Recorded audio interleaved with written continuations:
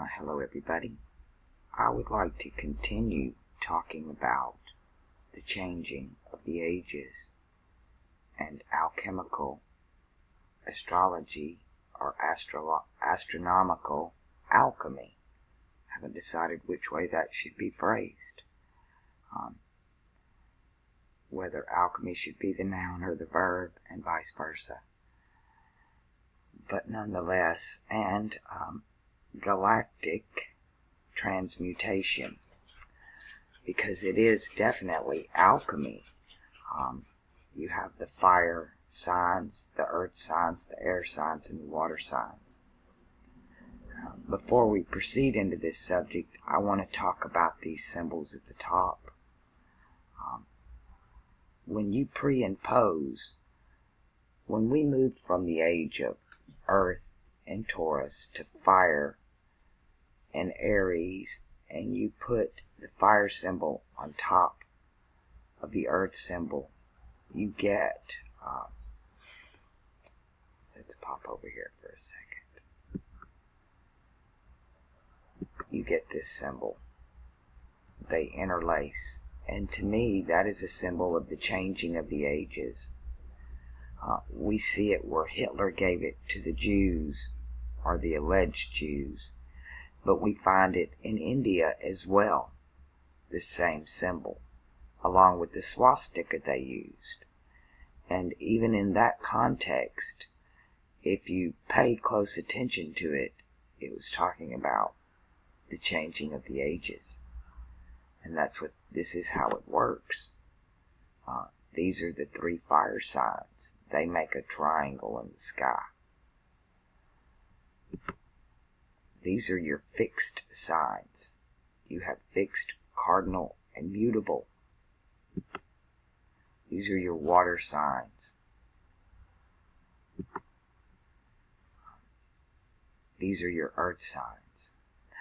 I found this one interesting too. I wanted to share it because the water signs are about feeling and intuition.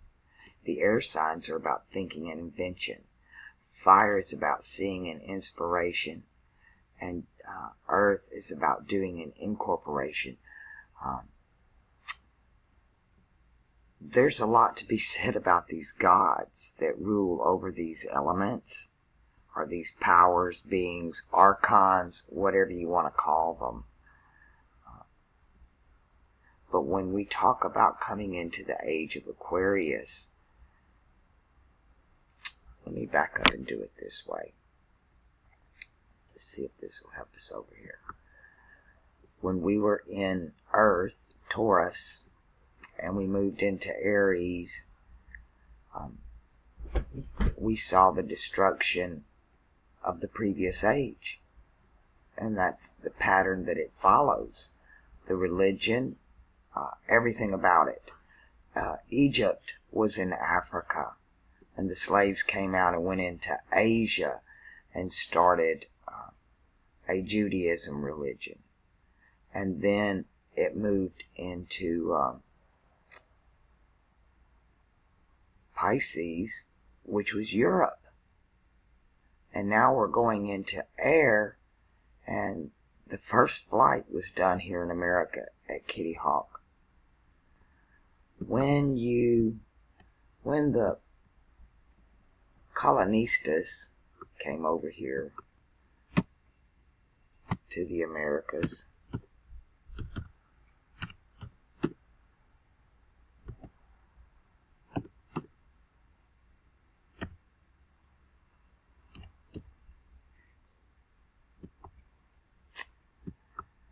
this is what they saw. It didn't matter if they were in North America, Central America, or South America. You know the Vatican freaked when they came over here and saw all these people with feathers in their hair. When they found the plumed serpent, because that's an air sign. It represents air. And they knew the changing of the ages was coming. And they've tried to hijack it. They're still trying to hijack it in every way possible. a lot of the false flags and hoax. This is part of that. This is part of trying to maintain control, because when we left out of Egypt, Egypt was destroyed. It was never an empire again. Egypt never really was an empire, but Alexander the Great and the Ptolemy dynasty kind of took it over. And just like in the Americas, a lot of the stuff that was built can tell us about the age. In Egypt, you had the Sphinx, allegedly the woman lion, that marked the changing of the age from Virgo to Leo. And in South America, they tell the story about the twins, the two brothers. Actually, that story's told in a lot of places, but it's quite unique there. It is the prevalent story in a lot of cultures. And you see the symbol in Teotihuacan of the Pyramid of the Sun and the Pyramid of the Moon. And that is Leo and Cancer. The Sun rules Leo, and Cancer is ruled by the Moon. The changing of the age from Leo to Cancer. And you can just follow this thing around the planet. When they came out of Egypt and you moved into Aries, you moved from the bull to the ram or the shofar, a sign of fire. When you moved from Asia into Europe, into Catholicism, Rome destroyed the temple at Jerusalem and burnt it with fire. And they burnt the Alexandria Library. You have to destroy the previous age to move into the future. And this has to happen.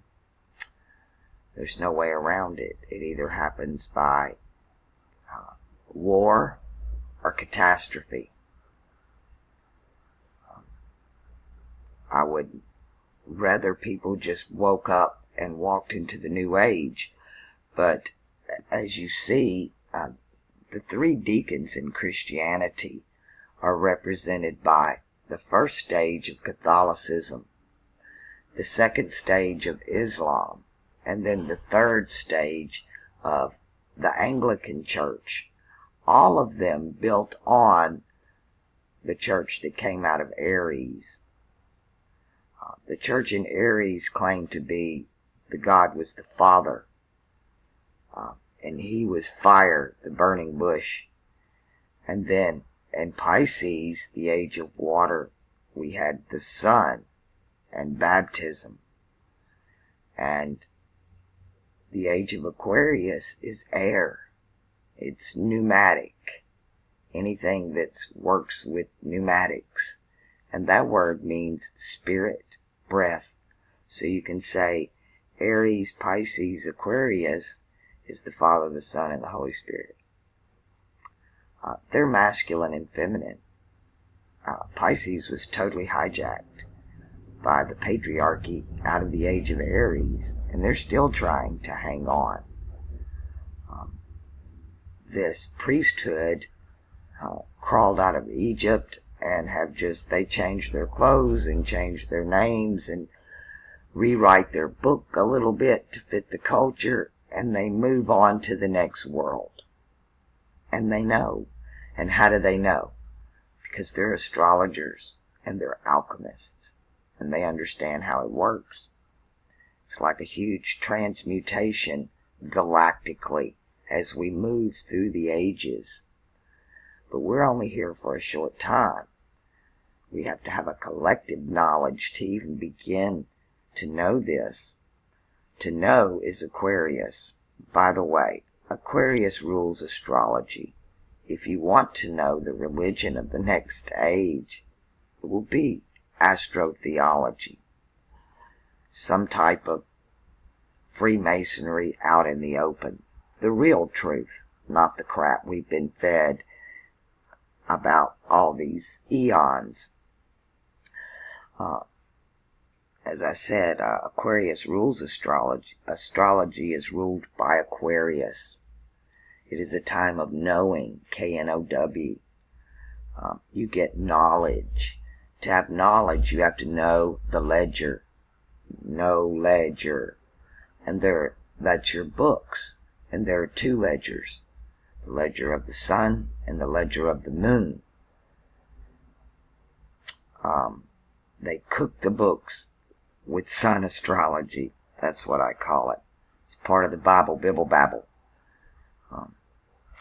The next church will be an astronomical observatory. A lot of the hoaxes like NASA and going to the moon, I believe that was a way of hijacking the next stage. A lot of people have said there's no evidence Jesus ever existed, they made it up. Well, they might have made it up, but they built a religion that might have morphed in several different directions, but it lasted for over 2,000 years. And now, coming into the time of knowing, we will begin to understand that all religious books are encoded astrology books. And if you can speak the language, you don't have a problem. Alchemy helped me connect the two. Everything's connected. The tarot deck is an astrology deck. It's all got astronomical symbols. Every card and archon has a representation in the heavens. But these people here, these feathered people, the plumed serpent, was it Pope Alexander must have flipped a lid when he seen this, when they knew what it was. It was the next stage of air, all represented by feathers.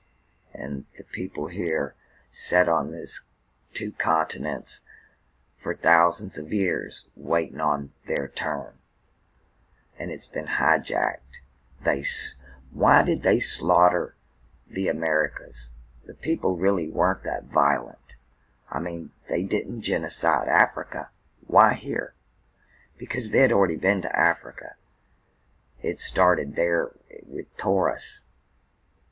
And just trace around a little bit and you'll find out where it came before that if you dig it up.